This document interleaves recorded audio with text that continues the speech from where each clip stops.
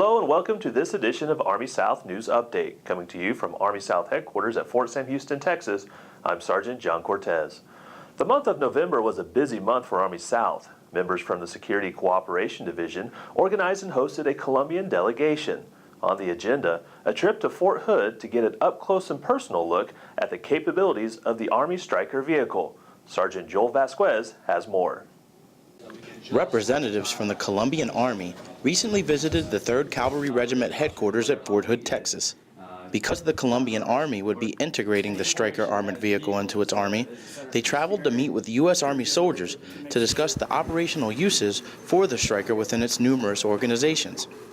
After a quick sit-down discussion, the group headed to the 3rd Cavalry Regiment motor pool to get a hands-on feel for the equipment that they would be using in the future.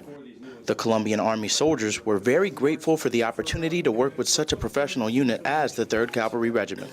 As you know, with this equipment we will get multi-mission operations, so we will try to get and to work together with this equipment, and it's going to be a good experience for us. The Colombian Army is going through a force transformation process, and who else can give us the advice to start that process? I think the U.S. Army is our guide. The U.S. Army is the leader of this process, and they are helping us with everything. The Colombian Army should be fully Stryker operational within the following months. Reporting for U.S. Army South, I'm Sergeant Joel Vasquez. Army South also welcomed a Chilean Army delegation to its headquarters this past month as they hosted an Army-to-Army staff talk. This strategic meeting provides a forum for the two armies to discuss security cooperation, areas of mutual interest, and future joint engagements. The Chilean Army will host next year's staff talks in Santiago. The Army's Safe Winter campaign has kicked off and runs through the end of February.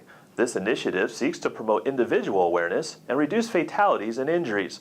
Army South Safety Officer Steve Anderson has a few tips as we enter the winter months. There is an increase in accidents and injuries during the holidays. Vehicle accidents being the #1 concern, including motorcycle safety, but we also want to consider electrical safety and ladder safety. We must use a risk management process to identify hazards associated with our activities, identify risks, what can hurt me or my family, assess the risks, what are the chances of it happening, if it does happen, how bad is it going to hurt, put controls in place to reduce the chance of it happening and to reduce the severity of the injuries if it does happen. Safety is simple. If it looks wrong, it probably is. Remember to use the risk management process to identify risks associated with your activities. It will help keep you and your family safe so you can enjoy the holidays. The holiday season is upon us, and to help get into the spirit, Joint Base San Antonio Fort Sam Houston kicked off its annual tree lighting ceremony. Participants enjoyed music, hay rides, and of course, a visit from Old St. Nick himself.